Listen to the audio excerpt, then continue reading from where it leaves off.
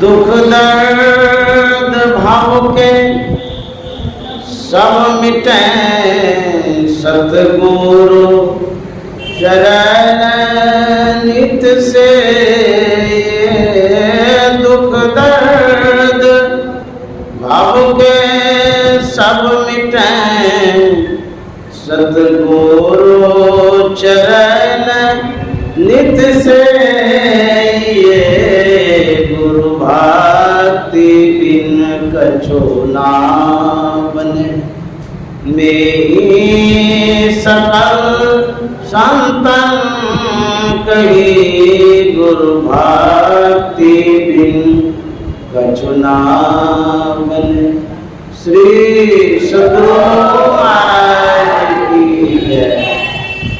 परमाराध्य सद्गुरु महाराज गुरुदेव महर्षि संतसेवी परमानंद जी महाराज कटिहार सत्संग आश्रम में उपस्थित प्रबुद्ध सत्संग प्रेमी महानुभाव माता एवं बहनों, आज 28 मई 2024 ईस्वी मंगलवार है। आज साप्ताहिक सत्संग है। विशेष रूप से आदरणीय अरुण अग्रवाल द्वारा आज का सत्संग आयोजित है, जिसमें मुझे आमंत्रित करके बुलाया गया है। गुरु भक्ति चंदा माता जी का विशेष स्नेह रहता है और मैं सौभाग्यवश आप तक पहुंच पाता हूं। हमारे बीच आदित्य बाबू हैं, जो अरुण बाबू के सुपुत्र हैं, बड़े सुशील हैं। वो भी सत्संग से विशेष लगाव रखते हैं। ऐसे जो धर्मात्मा पुण्यात्मा परिवार के सदस्य हैं, मैं नमन करता हूँ, जिनके अंदर में सत्संग के प्रति इतनी लगाव, इतना झुकाव रहता है। चाहे जो भी कारण हो, जब सत्संग होता है, यह एक यज्ञ का रूप है। वैसे पुराणों में बहुत तरह का यज्ञ बताया गया है। द्रव्यमय यज्ञ है, अश्वमेध यज्ञ, वाजपेयी यज्ञ और ये ज्ञान यज्ञ है। जितने यज्ञ हैं, सभी यज्ञों में सर्वश्रेष्ठ यज्ञ ज्ञान यज्ञ होता है, सत्संग यज्ञ होता है। यह वेद में भी लिखा हुआ है और आप पुराणों में भी सत्संग यज्ञ की चर्चा पढ़ सकते हैं। जब सत्संग यज्ञ हो जाता है, सभी यज्ञ उसमें समाहित हो जाते हैं, अर्थात सभी यज्ञ का फल आपको मिल जाता है। इस धराधाम पर हाथी का पैर जो है पदचाप बड़ा माना जाता है। कहते हैं कि हाथी के पद चिन्ह में जितने जानवर हैं, सभी के पद चिन्ह समाहित हो जाते हैं। ठीक उसी तरह से इस धराधाम पर जितना भी धर्म है, पुण्य कर्म है, जो भी आप पूजा पाठ आदि किया करते हैं, सभी पूजा पाठ धर्म यज्ञ सत्संग में समाहित हो जाता है। इसलिए सत्संग कर लिए सब यज्ञ का फल आपको मिल जाएगा। आज हम लोग साप्ताहिक सत्संग में उपस्थित हैं।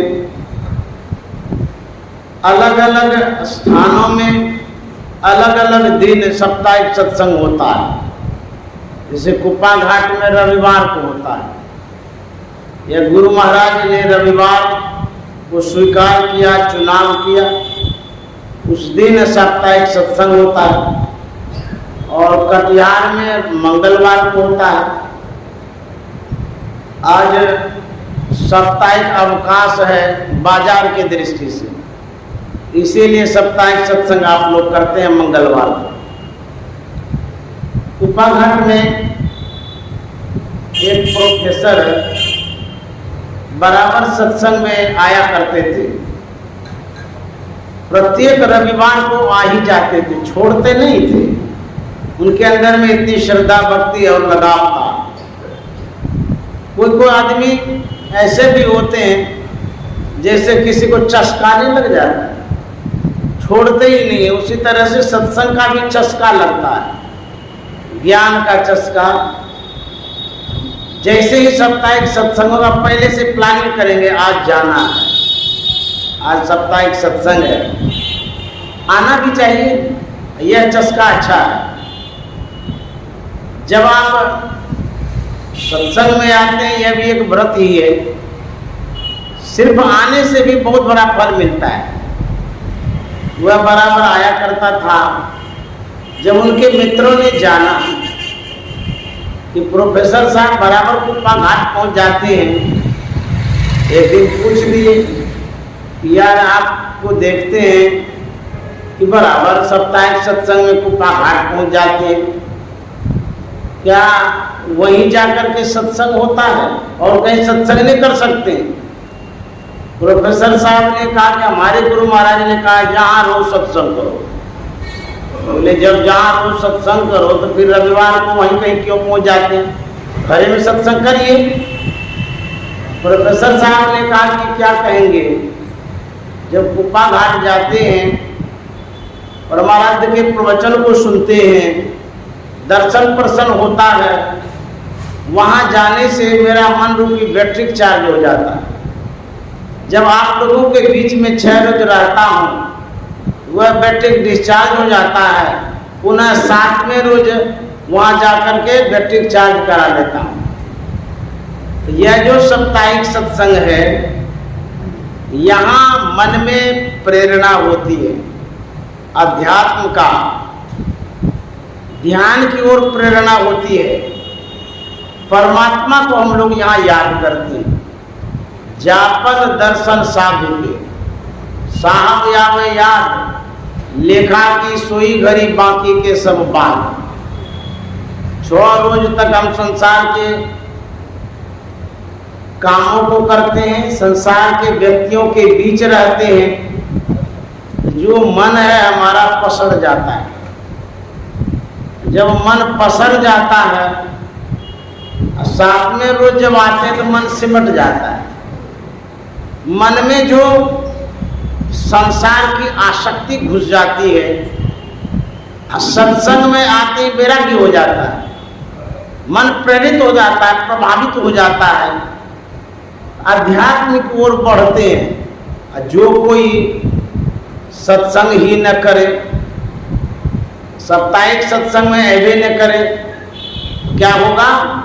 उसका मन इतना संसार में गड़ जाएगा, इतना पसड़ जाएगा, वह मन उसको लेकर के डुबा देगा। उसकी दुर्गति हो जाएगी, दुर्दशा हो जाएगी। क्यों? मन जब पसड़ जाता है तो समेटना बड़ा मुश्किल है। किसी छत पर या पहाड़ पर पानी को लुढ़का दीजिए, आसानी से वो नीचे आ जाता है, कोई प्रयास की आवश्यकता है नीचे करने का। लेकिन उसी जल को यदि आप छत पर चढ़ाना चाहते हैं या पहाड़ पर चढ़ाना चाहते हैं, बहुत प्रयत्न, प्रयास, परिश्रम की आवश्यकता पड़ती है। कि नीचे में पानी होता है, उसको उठाना बड़ा मुश्किल है, मोटर लगाना पड़ेगा या मेहनत करना पड़ेगा। लेकिन गिराने के लिए कोई प्रयास की आवश्यकता नहीं, अपने गिर जाता है। उसी तरह से जो मन है, मन को गिराने का प्रयास करने की आवश्यकता ही नहीं, अपने गिर जाता है, गर्त में चला जाता है, गड्ढे में चला जाता है। लेकिन उठाने के लिए बहुत प्रयास करना पड़ता है। जिसको पुत्र नहीं है वो किस किस देवी देवताओं के पास जाता है, मनाने के लिए कोई ठिकाना ही नहीं है। बहुत प्रयास के बाद पुत्र की प्राप्ति होती है। लेकिन यदि उसी पुत्र का विनाश करना हो, बर्बाद करना हो, समाप्त करना हो, तो मिनट भर भी नहीं लगेगा समाप्त करने। यह जो मन है, मन बहिर्मुखी है, मन निम्नगामी है, मन विषय में ही जाना चाहता है, क्योंकि उधर इसका लगाव है। जैसे ढलान होता है, ढलान पर आप कुछ भी प्रयास मत करिए, धड़कते चले जाइए। जैसे गाड़ी जाती है ढलान पर, तो देखिएगा कि बिना स्टार्ट का भी गाड़ी नीचे चली जाती है। क्यों? ढलान है और ऊपर चलाना है। ऊपर चलाने में स्टार्ट करते हैं, ठहरते भी। उसी तरह से इस मन को यदि सत्संग मिलता है तब तो ये ऊपर उठता है, और यदि इसको सत्संग न मिले ये कहाँ नीचे चला जाएगा लगाने को पता नहीं चलेगा। तो मन को उठाने के लिए सत्संग की आवश्यकता है। पटड़ी पर रेलगाड़ी की इंजन होती है, कभी यदा कदा किसी कारणवश वह इंजन पटरी से च्युत हो जाए, गिर जाए, क्या उसको 1000 आदमी मिलकर के उठा सकता है? इंजन में वजन बहुत होता है, 1000 आदमी भी नहीं उठा सकता उस इंजन को, रेल के इंजन को। लेकिन यदि क्रेन आवे, क्रेन अकेला होता है, वह पकड़ करके अकेले सीधे पटरी पर ला करके खड़ा कर देता है। उसी तरह से पतित से पतित, गिरे हुए आदमी को हजारों आदमी मिलकर के नहीं उठा सकता है, लेकिन एक संत महात्मा 1000 आदमी को एक साथ उठा करके पटरी पर ला सकता है। यह महापुरुषों की क्षमता है, सत्संग की महत्ता है, सत्संग की विशेषता है। इसमें ऐसी क्षमता होती है। सत्संग से लागी रहो रे भाई, तेरी बिगड़ी बात बन जाए। सत्संग से लगे रहेंगे तो आपका उद्धार होगा, कल्याण होगा। जब आप घर में आते हैं कहीं से 10 रोज के बाद, खिड़की दरवाजा खोलते हैं तो घर में धूल भी पड़ी रहती है, गंदगी भी पड़ी रहती है। आप आश्चर्य करते हैं कि घर तो बंद था, यहाँ धूल कैसे आ गई। आप सफाई करते हैं, फिर दूसरे दिन भी सफाई करते हैं, तीसरे दिन रोज करते हैं सफाई, रोज गंदगी निकलती है। घर की सफाई करना छोड़ देंगे तो गंदगी से घर भर जाए। ठीक उसी तरह से हमारा जो मन है रोज गंदा होता है, पता नहीं चलता है कैसे गंदा होता है। गंदा कैसे होता है? आप आंख से जो कुछ भी देखते हैं, वह जो रूप है वह रूप ही गंदा है। उस रूप को देख करके मन गंदा हो जाता है। कान से जो सुनते रहते हैं सुबह से शाम, वह शब्द भी अपवित्र है, गंदा है, इसीलिए मन गंदा होता है।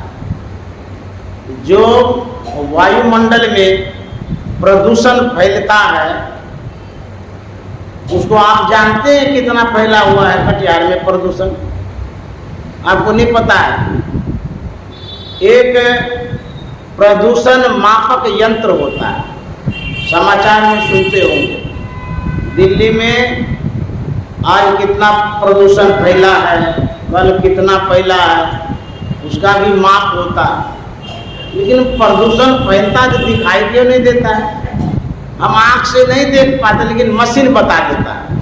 ठीक उसी तरह से हमारे मन पर गंदगी बैठती है, हमको पता ही नहीं, देखते ही नहीं, क्योंकि जो पदार्थ है हमारे मन को जो प्रभावित करता है वो सूक्ष्म है, आँख से दिखाई नहीं देता है। हवा में जो भी धूलकण है वो देखते हैं? नहीं देखते, लेकिन धूलकण है वह सूक्ष्म है, महीन है, जहाँ तहाँ जा करके वह जमा हो जाती है। उसी तरह से इस संसार में आप जहाँ रहते हैं वहाँ धूल ही धूल है, गंदगी ही गंदगी है। वह गंदगी ऐसी है कि आपको दिखाई नहीं देती है, वही सब छाप मन पर पड़ता है। यदि आप सत्संग करेंगे तब क्या होगा, वह जो गंदगी मन पर पड़ी हुई है उसकी धुलाई होगी। जगत गुरु शंकराचार्य जी महाराज ने कहा, सत्संगत्वे निसंगत्वम, निसंगत्वे निर्मोहत्वम, निर्मोहत्वे निश्चलितत्वम, निश्चलितत्वे जीवन मुक्ति। सत्संगति से हो जाता नर विषयों से निसंग। मन की धुलाई संतवाणी से होती है, पानी से आप मन की धुलाई नहीं कर सकते। शरीर की धुलाई आप पानी से कर सकते हैं, साबुन से धोते हैं, पानी से नहाते हैं, साफ हो जाता है। लेकिन मन को यदि धोना चाहेंगे तो उसके लिए कौन सा पानी है? जितना मन सूक्ष्म है उसके लिए धोने का साधन भी सूक्ष्म होना चाहिए। जैसे मन सूक्ष्म है तो संतवाणी भी सूक्ष्म है। संतवाणी से मन धोया जाता है, गुरुवाणी से मन धोया जाता है। मन की गंदगी यदि दूर करना चाहते सत्संग करना होगा। भरा सत्संग का दरिया नहा लो जिसका दिल चाहे, जिगर के दाग पातक का छुरा लो जिसका दिल चाहे। भरा सत्संग का दरिया नहा लो जिसका दिल चाहे। कोई कहेंगे सत्संग को गंगा की उपाधि मिली है, दरिया में गंगा होता है, गंगा में तो पानी होता है, सत्संग में पानी कहाँ, हम लोग कहाँ डूबते हैं या कहाँ कुछ भीजता है। ये कौन सी गंगा है, कैसी गंगा है, बड़ा विचित्र गंगा है।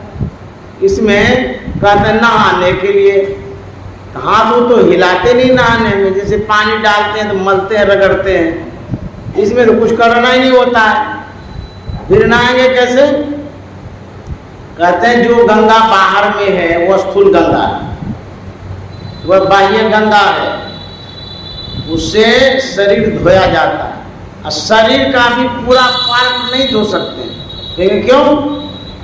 शरीर का जो ऊपरी तल है, बाह्य तल, उस पर पानी का प्रभाव पड़ता है, पानी उस पर जाता है। जो अंतस्थल है शरीर का, जो आंतरिक भाग है, मान लिया जाए आप गंगा जी में गए, नाक को आप बंद कर लेते हैं, क्यों? कि नाक के छेद से पानी जाएगा तो डूब जाएगी, तो नाक से पानी जाने नहीं देते हैं, कान से भी पानी नहीं जाने देते हैं, मुंह से भी नहीं जाने देते, सब बंद कर लेते हैं। पानी चला जाएगा तो डूब जाएंगे। जब गंगा के पानी को भीतर ही नहीं जाने देते तो गंगा भीतर कैसे साफ करेंगे? बाहर बाहर रखते हैं तो बाहर बाहर साफ करती है। तो गंगा तो पूरे शरीर को भी नहीं धो पाती है, ऊपरी भाग को धोती है, भीतर के भाग को इसलिए नहीं धोती है, उसको भीतर जाने ही नहीं देते हैं। और यदि जाने देंगे तो डूबिए जाएंगे। तो भीतरी भाग को तो गंगा ये साफ ही नहीं करती। अब मन तो भीतर में है, मन शरीर से सूक्ष्म है, इसको धोने के लिए संतवाणी की आवश्यकता है। यदि संतवाणी आप सुनते हैं, यह मन प्रभावित होता है, मन धोया जाता है, मन पवित्र होता है। इसलिए सत्संग रूपी गंगा में मन को धोना चाहिए। हम लोग बाहर जाते हैं धोने के लिए। गोस्वामी जी ने लिखा है, माधव मोह पास क्यों टूटे, मोह पास क्यों टूटे, माधव मोह पास क्यों टूटे। बाहर कोटि उपाय करिए, अभ्यंतर ग्रंथि न छूटे। गोस्वामी जी कहते हैं, हे माधव, मामन माया, धव मन पति, माया के पति अर्थात भगवान श्री राम। कहते हे भगवान माधव, मोह फांस क्यों टूटे? मोह जो अज्ञानता है, इसका जो बंधन लग गया है, कैसे छूटेगा? विडंबना क्या है? लोग प्रयत्न करते हैं छुड़ाने का। कैसे करते हैं? बाहर कोटि उपाय करिए, अभ्यंतर ग्रंथि न छूटे। बाहर में उपाय करते हैं, इंद्रियों के द्वारा, शरीर के द्वारा उपाय करते हैं गांठ छोड़ाने का, मोह का बंधन छोड़ाने का, अज्ञानता को छोड़ाने का। गांठ कहीं और है और छोड़ाने का प्रयास कहीं और हो रहा है। गांठ कहाँ है? किसमें बंधन लगा हुआ है? जो जड़ और चेतन है, इसी में गांठ है। जड़ चेतन ही ग्रंथि पड़ गई, यद्यपि मृषा छूटत कठ नहीं, जड़ और चेतन की गांठ पड़ गई। गांठ है मन पर, मन बंधन में पड़ गया है, अज्ञानता में आ गया है।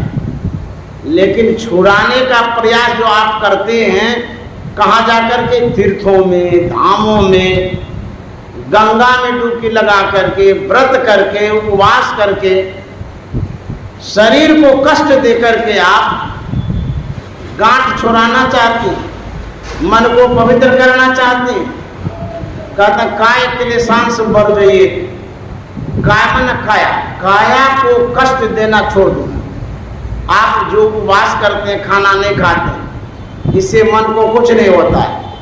शरीर भले सूख जाता है, लेकिन मन सूखता ही नहीं। तब खाना छोड़ देने से, ये तो स्थूल वस्तु है, इसका प्रभाव शरीर पर पड़ता है। खाएंगे तो मोटाएंगे, नहीं खाएंगे तो पतला हो जाएंगे। भोजन का प्रभाव शरीर पर पड़ता है, लेकिन मन पर नहीं पड़ता है। मन मोटा पतला नहीं होता है, सूखता भी नहीं है और मोटा भी नहीं होता है।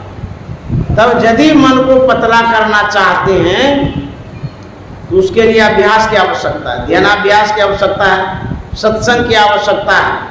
तो गोस्वामी जी कहते हैं, लोग बाहर में उपाय करते हैं, करोड़ों उपाय करता है। बाहर कोटि उपाय करिए, अभ्यंतर ग्रंथि न छूटे, माधव मोह फांस क्यों टूटे? मोह का बंधन छूटता ही नहीं है, मन की पवित्रता बढ़ती ही नहीं है। मन जो पवित्र है वो शुद्ध होता ही नहीं है। किस तरह से लोग उपाय करता है, उदाहरण देकर के गोस्वामी जी समझाते हैं। पहला एग्जाम्पल, उदाहरण ध्यान से सुनिए। गोस्वामी जी कहते हैं, घृत पूरन कराय अंतर्गत, शशि प्रतिबिंब दिखावे। घृत पूरन कराय अंतर्गत, शशि प्रतिबिंब दिखावे। ईंधन अनल लगाए कल्प सत, औटत नासन पावे। माधव मोह फांस क्यों टूटे? एक कढ़ाई है जिसमें घी भरा हुआ है। कोई व्यक्ति भरा हुआ घी का जो कढ़ाई है उसको चूल्हा पर चढ़ाता है। उस घी के ऊपर चंद्रमा का प्रतिबिंब पड़ रहा है। उस चंद्रमा के प्रतिबिंब को जलाने का वह व्यक्ति प्रयास करता है, ईंधन लगाकर, लकड़ी लगाकर। यदि वो जलाते रहे लकड़ी को, कल्प भर जलाते रहे लकड़ी को, लकड़ी तो कितना कुंटल जल जाएगी, लेकिन चंद्रमा का प्रतिबिंब नहीं जलेगा। लकड़ी जल जाएगी, घी भी जल जाएगा, जो परछाई है चंद्रमा का वो नहीं जलेगा। क्यों?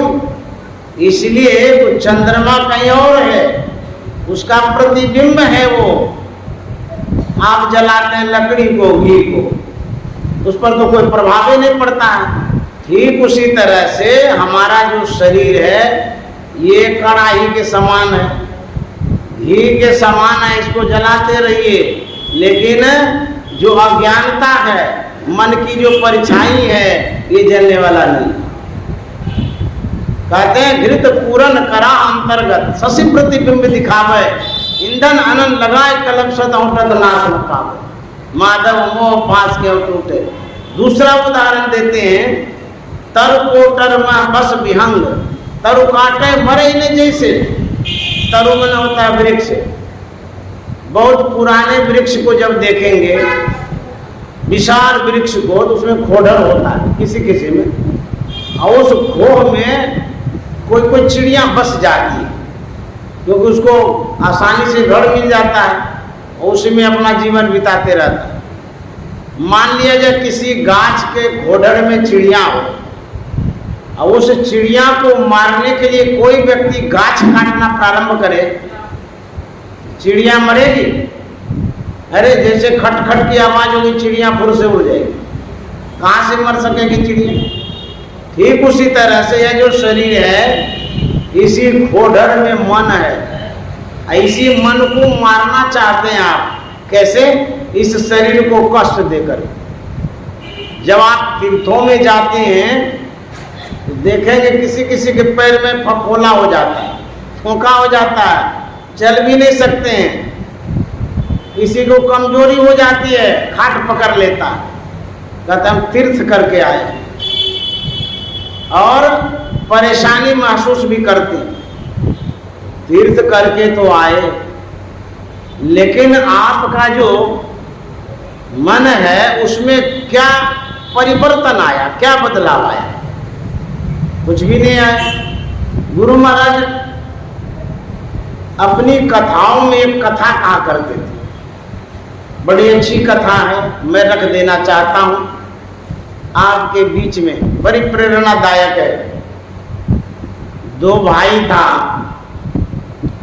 एक भाई नेतागिरी का काम करता था, एक कृषि कार्य में संलग्न था, खेती बाड़ी करता था। जो बड़ा भाई था सामाजिक सेवा में लगा रहता था, और छोटा भाई खेती बाड़ी में लगा रहता है। गांव समाज में कहीं कहीं आप देखे होंगे, एक होता है घर फोड़वा, घर को फोड़ने वाला। एक चिड़िया होती है, काट को फोड़ती रहती है। वो चिड़िया का काम है गाछ को खोद खोद करके खो कर देना, कट फोड़वा चिड़िया। एक होता है घर फोड़वा आदमी, घर फोड़ने वाला। आपकी प्रगति, आपके पारिवारिक प्रेम को बर्दाश्त नहीं करता, उसको अच्छा नहीं लगता, कैसे मिल करके रहता है, भेदभाव डालना चाहता है, वो घर को तोड़ना चाहता है, घर में दुख डालना चाहता है। किसी किसी को ऐसा लगता है कि यदि दुखी होगा तो हम खुश हो जाएंगे। ऐसा भी आदमी संसार, आपके दुख को देख करके वो खुश होता है, आपके सुख को देख करके वो सुखी नहीं होता, आपको देखना चाहता दुखी। ऐसा आदमी होता है समाज में। देखा दोनों भाई में बड़ा प्रेम है, वह सोचा कि इसके घर को फोड़ना चाहिए, बर्बाद हो जाएगा तो अच्छा रहेगा। एक ही भाई काम करता है, एक लिफाफाबाजी करता है, नेतागिरी करता रहता है।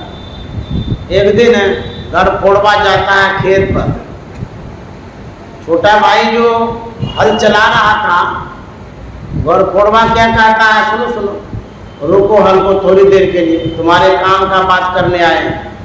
रोक दिया, बोला क्या बात है कहिए। बोले तुम कितने दिनों से हल चला रहे हो? बोले जब से मैंने होश संभाला तब ये से चला रहा हूँ, मेरी तो जवानी बीत गई हल चलाते चलाते।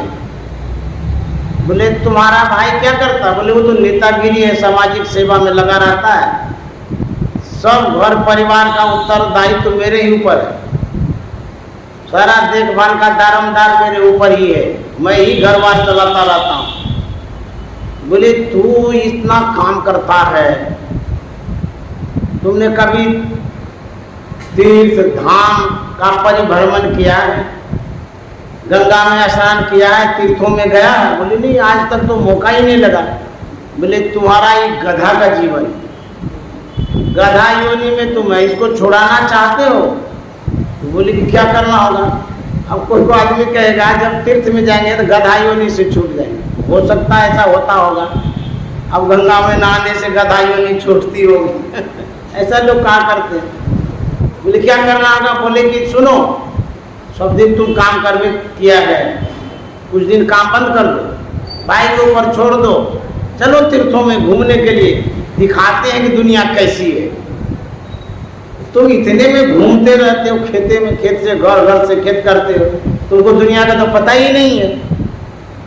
कमाते किस लिए हो? कभी तो पुण्य धर्म करना चाहिए तुमको।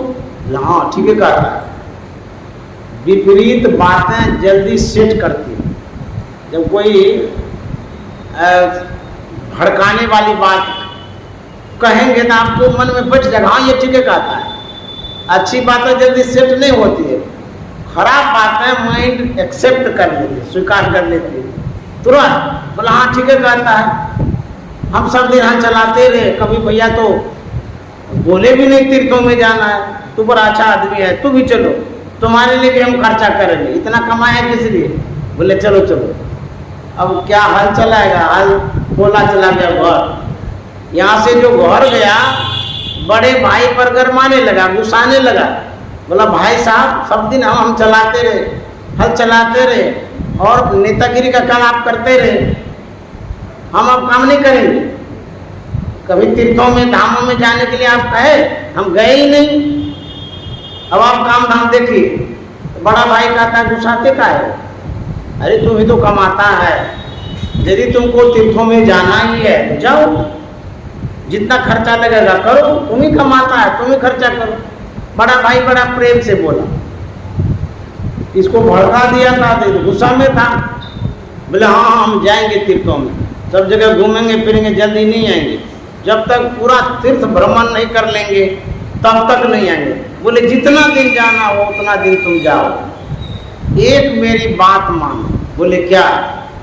बोले कि एक तितलौकी है, उस समय कमंडल उसी का साधु महात्मा बनाते थे, कदवा का होता है, अभी तो स्टील का हो गया कमंडल।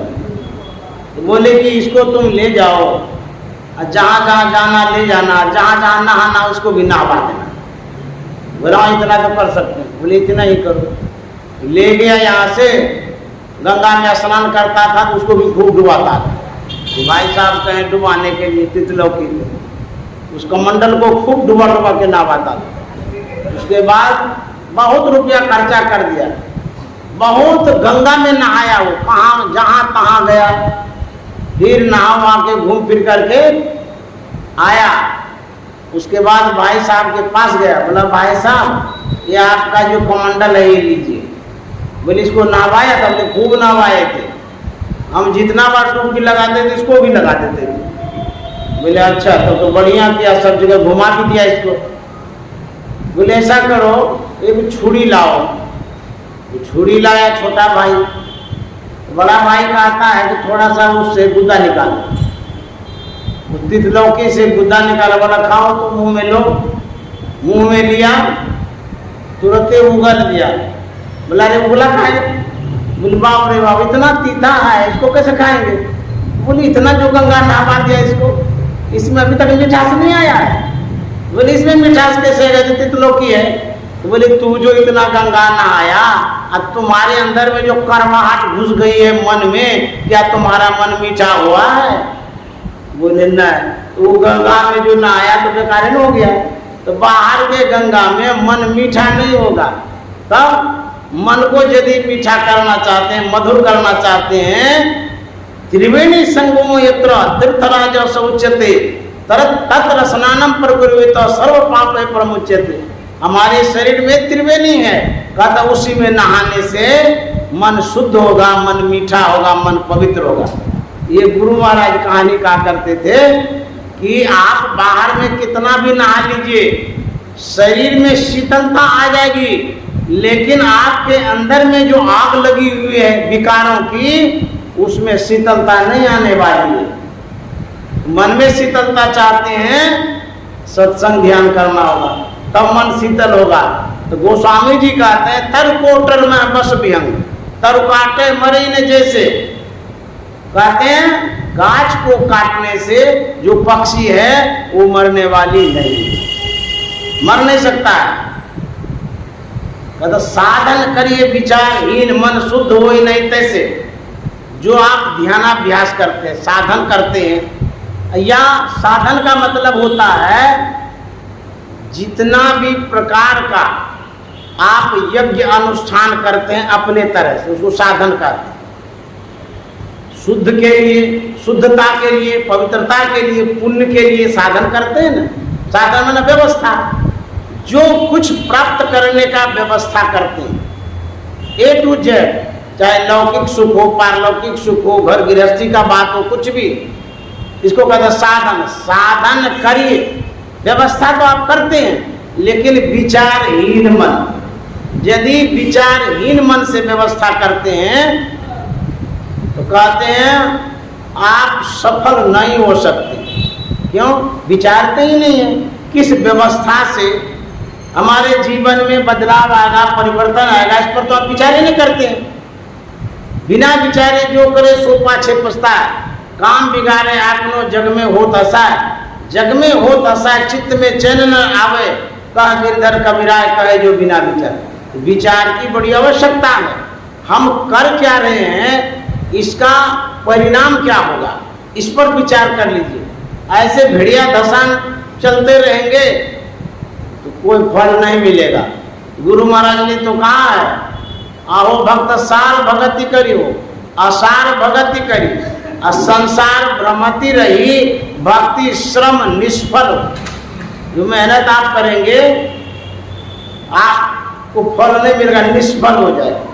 इसीलिए देखा देखी भक्ति नहीं करके बुद्धि विवेक के साथ भक्ति करेंगे तब सफलता मिलेगी। उसी तरह गोस्वामी जी कहते हैं साधन करिए, विचारहीन मन तो शुद्ध हो ही नहीं, तैसे नहीं शुद्ध होगा मन। उसके बाद और उदाहरण देते हैं, अंतर मलिन विषय मन तन पावन करिए पखारे, मरे न उरग अनेक जतन बलबीक विविध विधि मारे।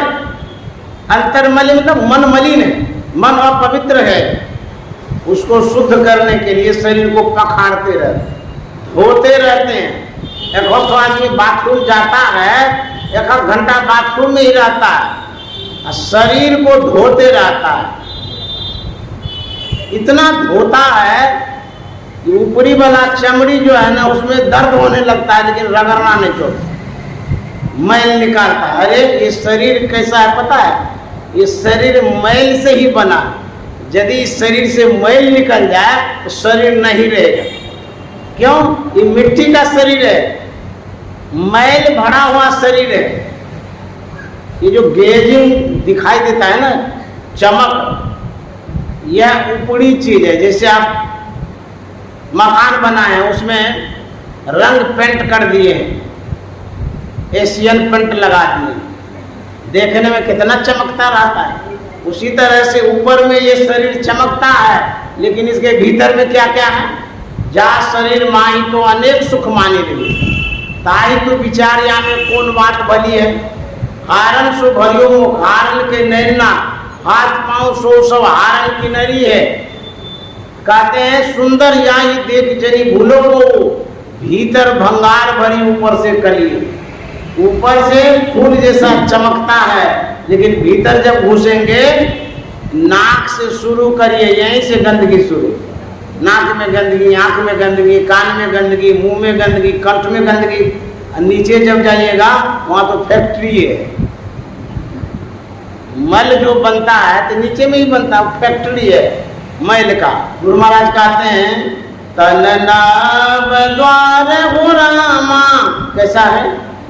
अति ही मलिन उठामा, तन नाव द्वार हो रामा, अति ही मलिन उठामा, त्यागी चढ़ू दसम दुआरे, सुख पाओ रे भाई त्यागी चढ़ो दस दुआरे, सुख पाओ रे भाई।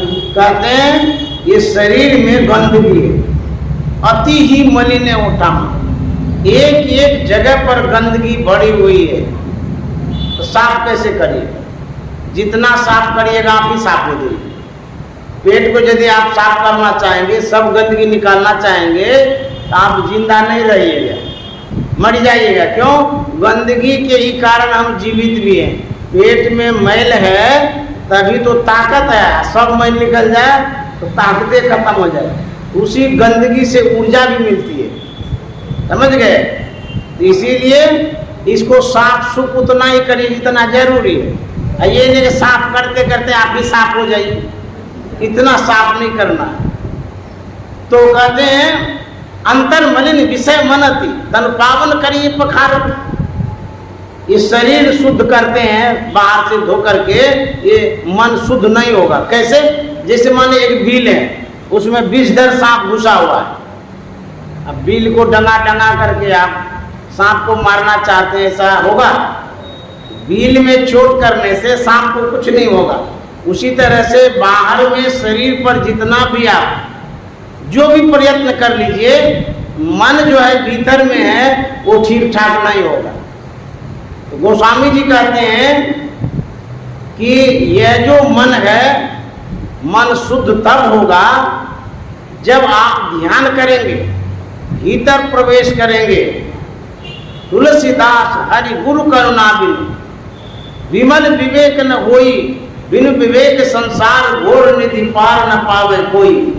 तुलसीदास जी महाराज कहते हैं हरि और गुरु की जब तक कृपा नहीं होगी तब तक विमल विवेक नहीं होगा।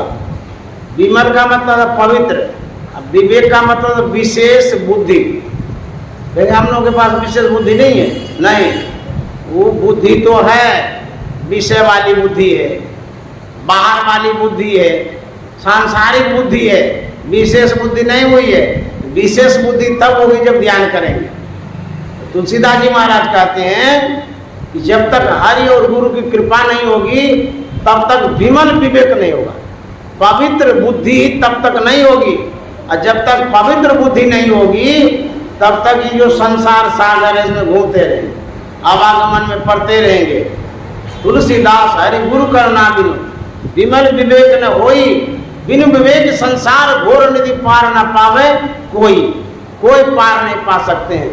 इसलिए सत्संग की आवश्यकता है। जब तक सत्संग नहीं करेंगे तब तक आपके मन की जो शुद्धता है वो नहीं बढ़ेगी। सत्संग से लगे रहिए, भूले मन को समझा लीजिए। कहाँ? सत्संग के बीच में आए के जी, अब की बेर नहीं चुकना 84 में जाए के जी। श्री सद्गुरु महाराज की जय।